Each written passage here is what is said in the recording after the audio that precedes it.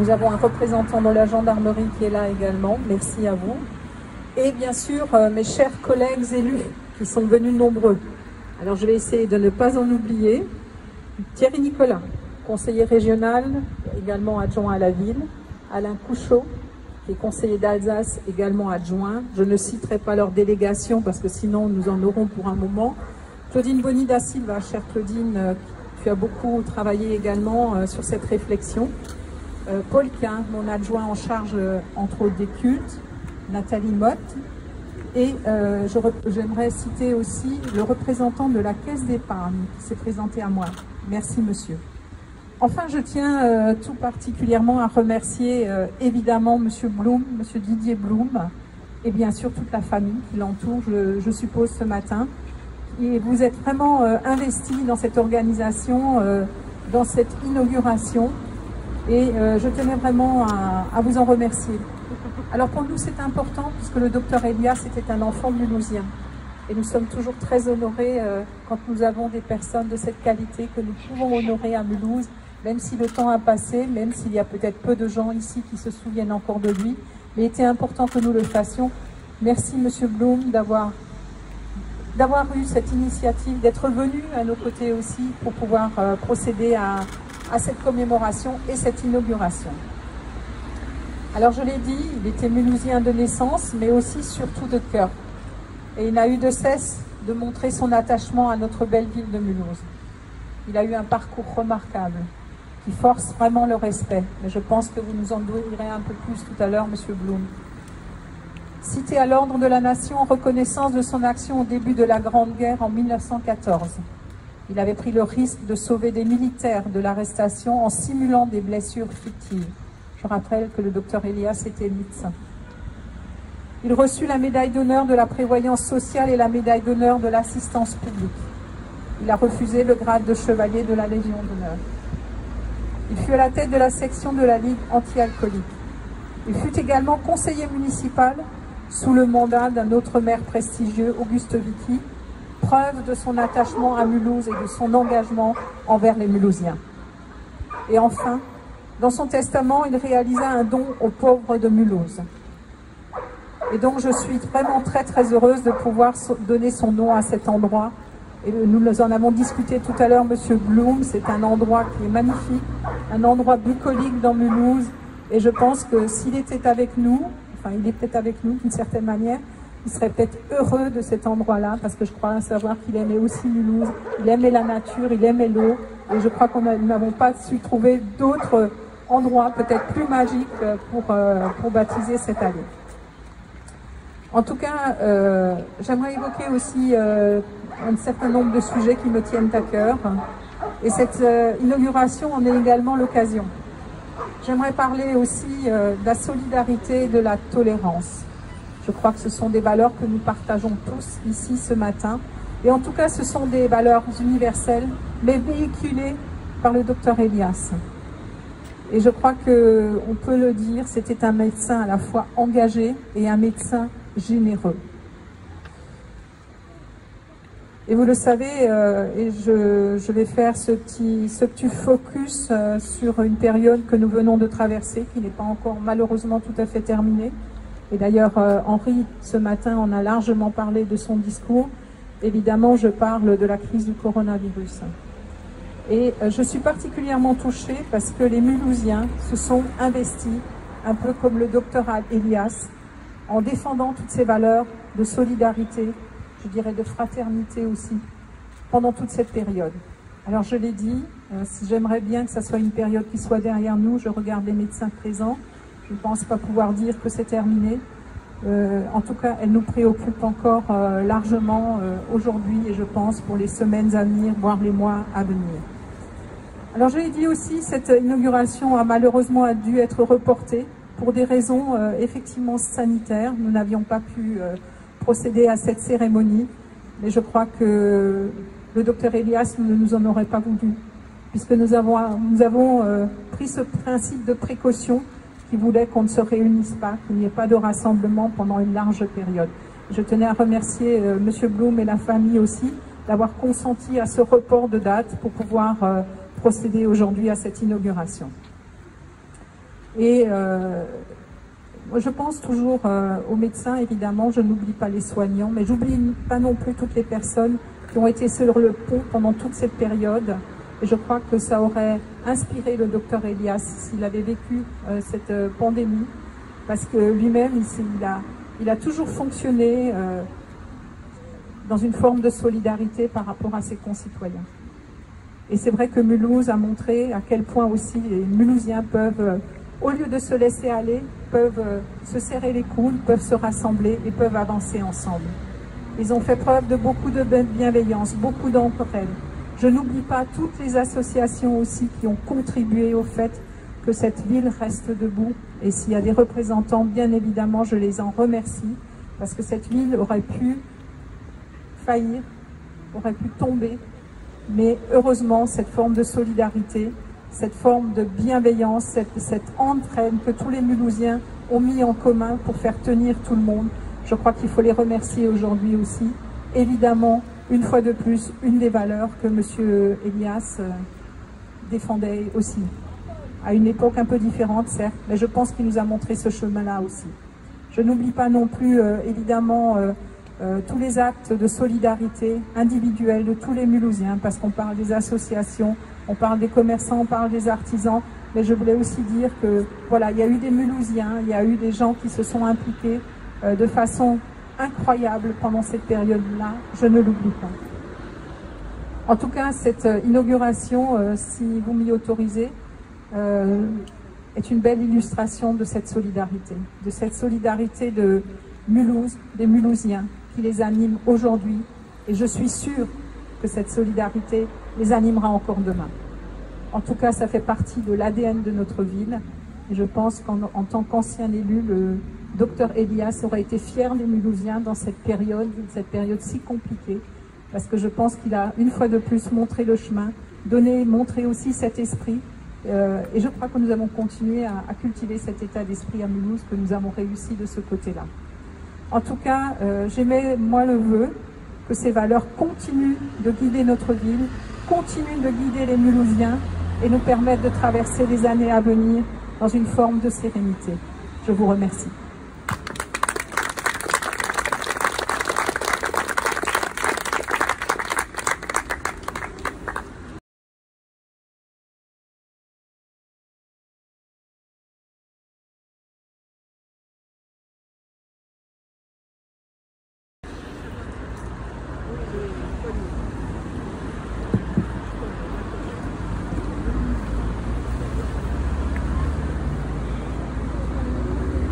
Madame le maire, merci infiniment. Vous ne m'aviez pas communiqué votre texte, donc malheureusement le mien risque de reprendre quelques éléments que vous avez évoqués. Plus fort. Je reprends. Pardon. C'est bon? Je peux répéter? Donc je ne reprendrai pas la liste de vos remerciements, puisque exactement la mienne. Je rajouterai simplement un illustre Belfortin qui est venu parmi nous, en la personne du président de la communauté israélite de Belfort. Je dois le rajouter à la liste. Mesdames, Messieurs, chers amis, lorsque nous avons donné Alfred comme deuxième prénom à notre fils Cédric, en souvenir de mon arrière-grand-père, mis à part sa fin tragique, nous ignorions tout de la vie extraordinaire de ce personnage. En effet, lorsqu'Alfred Elias a décidé de mettre fin à ses jours le 18 juin 1940, ma mère, Janine Blum, avait 13 ans. Autant dire qu'elle n'a pas beaucoup connu son grand-père et personne ne nous en a jamais vraiment parlé. C'est en découvrant des archives familiales dans ces papiers que j'ai pris conscience de l'envergure du personnage et de l'immensité de son action. Écoutons ce que disait le rabbin Edgar Veil lors de la pose de sa pierre tombale. Je cite: « Il existe des êtres dont le souvenir ne saurait être effacé ni par la mort ni par le temps. Ce sont des êtres qui, durant leur vie, ont laissé des œuvres plus durables que ne l'est leur propre existence. Des œuvres lançant au ciel un défi pour l'éternité. Notre pauvre frère, sur la tombe duquel nous sommes venus inaugurer aujourd'hui une pierre témoin de son inoubliable et illustre passage ici-bas, n'est pas prêt de perdre sa place dans le cœur des hommes qui souffrent, dans le cœur des hommes miséreux et pauvres, dans le cœur des hommes à la recherche des notions du devoir.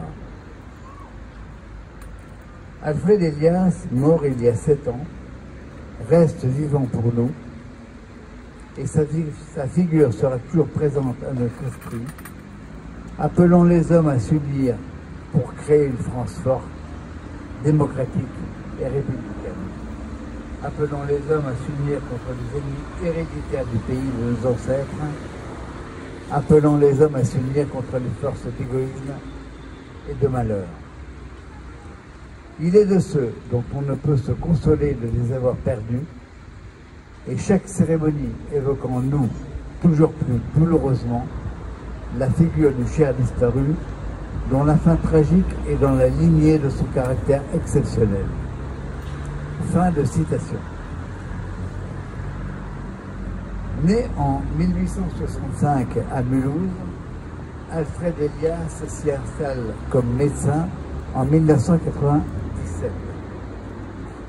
Il est encore étudiant quand il est profondément choqué par l'affaire Dreyfus. Ceci fait naître en lui l'affirmation du sionisme comme avenir messianique face à un destin redevenu hostile, comme ce qui l'amènera à se battre vigoureusement pour le droit à l'autodétermination du peuple juif. Il participe au 2e congrès sioniste de Bâle en 1999, où il est l'un des seuls Alsaciens, l'un des seuls représentants des Juifs d'Alsace. À cette occasion, il se lie d'amitié avec Bodenheimer, président des sionistes d'Allemagne et numéro 2 du sionisme mondial, puis avec Herzl et Nordau. Ils échangeront une vaste correspondance qu'on peut consulter aux archives du sionisme à Jérusalem. Il rédige aussi une importante thèse de près de 300 pages, l'histoire du sionisme de -609 à mars 1940, dont Madame Astrid Stark, que je n'ai pas citée, présente aujourd'hui, a assuré la traduction de l'allemand au français. Merci à elle. Outre ses qualités de grand-papa, adorant ses petits-enfants et débordant d'imagination pour leur raconter des histoires extraordinaires, comme aime le rappeler son petit-fils, le professeur Villard, au cours de sa vie citoyenne, et grâce à ses qualités humaines reconnues, Alfred Elias a été un homme d'une universalité stupéfiante dans les domaines de la médecine, de la philanthropie, de la politique, de l'économie, de la littérature, et nous ne savons peut-être pas tout. Il est donc impossible de lister ici toutes ses actions, mais elles lui ont valu de belles distinctions. En 1919, il est cité à l'Ordre de la Nation, je ne répéterai pas Madame le maire. En 1932, il obtient la médaille de la prévoyance sociale, médaille de bronze, en sa qualité de membre du conseil d'administration de la Caisse d'épargne de Mulhouse, sur lequel il a notamment coécrit un livre historique remarquable à l'occasion de son centenaire. En 1934, il obtient la médaille d'honneur de l'assistance publique, médaille d'argent. Dans un courrier adressé à mon grand-père après sa mort, en 1940, M. Recoq, greffier du tribunal de première instance de Mulhouse et locataire d'Alfred Elias, nous apprend qu'on lui avait proposé l'élévation au grade de chevalier de la Légion d'honneur, mais qu'il l'avait refusé. Dans le même courrier, M. Recoq nous indique aussi que début 1939, il avait fait l'objet d'une proposition pour la Croix du Mérite civique et pour une autre distinction dont il ne se souvient plus, pour lesquelles 2 extraits de casier judiciaire lui avaient été demandés. Il a été aussi à la tête de la section anti-alcoolique, animateur de l'œuvre philanthropique des Samaritains qu'il avait lui-même créée et président de l'école des arts et métiers de Mulhouse.